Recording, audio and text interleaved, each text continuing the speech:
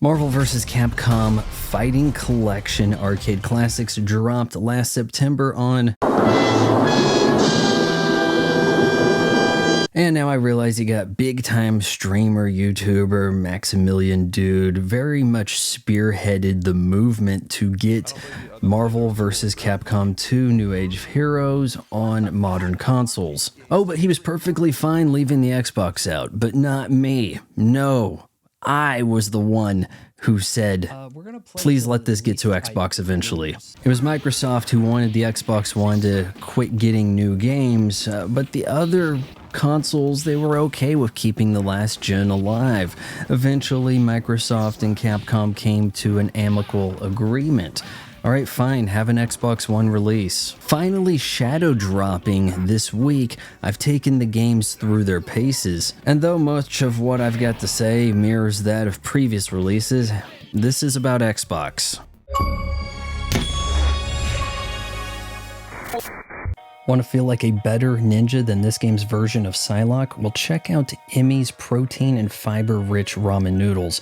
Go to emmyeats.com and use my promo code FRY, F-R-Y, to save $5 on your first order.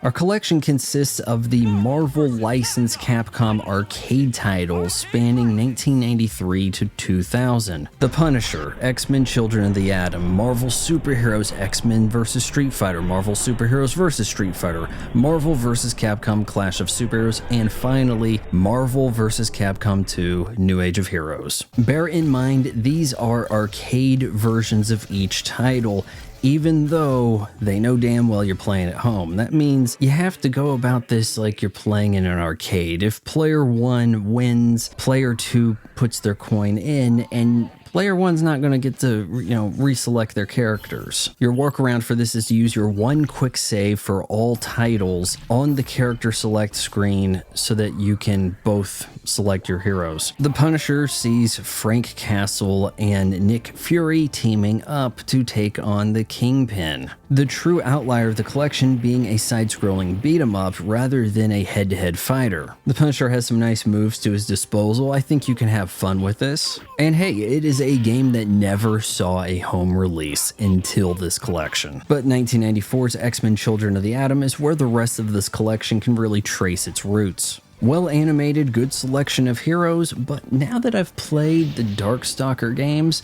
I feel like this is more Darkstalkers than Street Fighter. And I've got to say, the first few games in this collection do not mess around on difficulty. You pare that down to 1 star, you're still going to get laid out. Marvel Superheroes incorporates some of the familiar faces of the Marvel brand, and you have Infinity Stones, which grant different powers for heroes, can be used and even dropped. Now, Children of the Atom gave us those impressive high jumps. You see air combos in this title. Up next, we have one of my personal favorites, X-Men vs. Street Fighter, the true origin of tag team fighting. I'm not just saying pick a team and when one fighter is in-capped, the next one jumps in. You can actively tag. It's bright, colorful, imaginative. I mean, look, there is an achievement in this game to steal Akuma's power and then Raging Demon him as Rogue. And as much of a delight as this game is, I realize there are issues with the competitive balance allowing for infinite combos. Otherwise, I think this game gets so much right. The roster is great.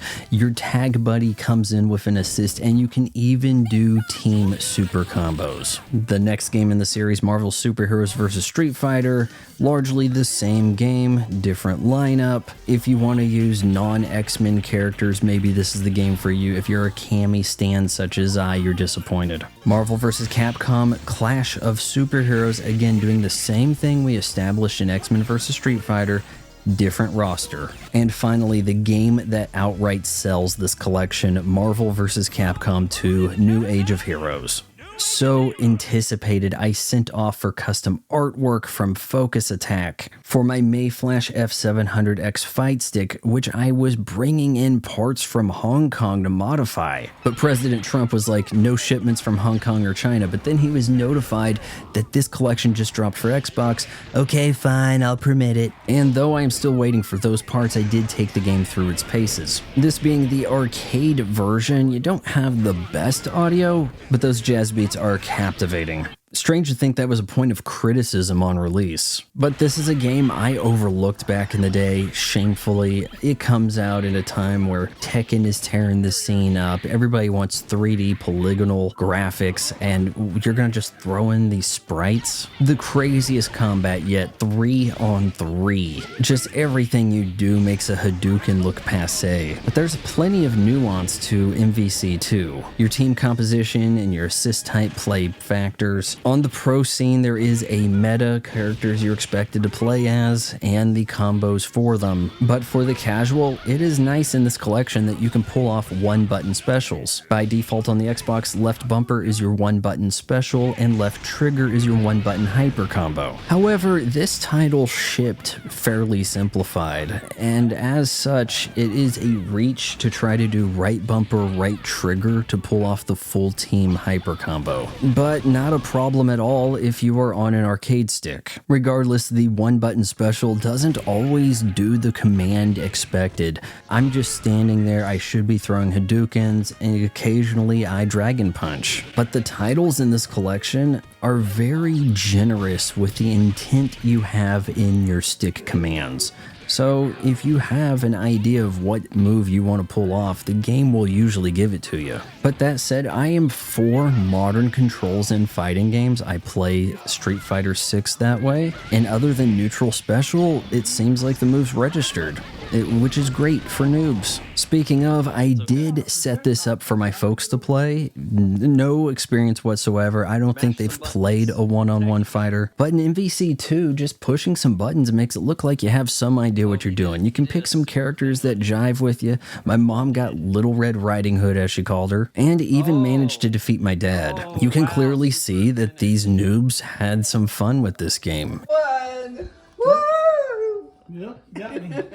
It's quite approachable, whereas I find something like Street Fighter 6 being frustrating. Each game in the collection supports online play. Good luck finding opponents. I thought this would be a vivid scene, but maybe they are proving the point. People don't play fighting games on Xbox. I never found a match even when hosting on Punisher, and it took 5 minutes to get into a game of MVC2. Kindly, the game will let you explore the menu in the meantime or play another title. And the one match I did have, it went pretty well. I mean, I won, and there wasn't a lag issue. Of course, one of the few areas where this collection is modernized is that rollback netcode. But same day the game shadow drops, I also got fiber internet. So yeah, I'm doing pretty good. The collection also gives you a museum with tons of high-res artwork, schematics for level design, character illustrations, you know, helping you go through the creative process for each of these games. You can jam out to the soundtrack of each game in this collection, and you know what? This collection's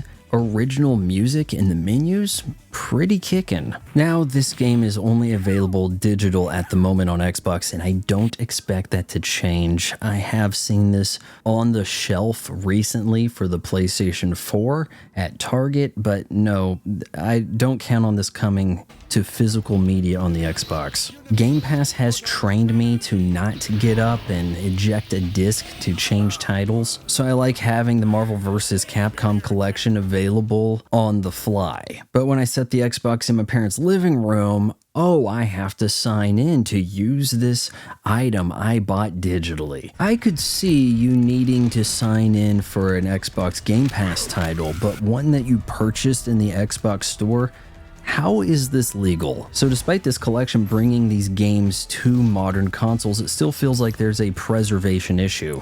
If you can look past that and the quirks with simplified controls, I highly recommend Marvel vs. Capcom Fighting Collection Arcade Classics on Xbox.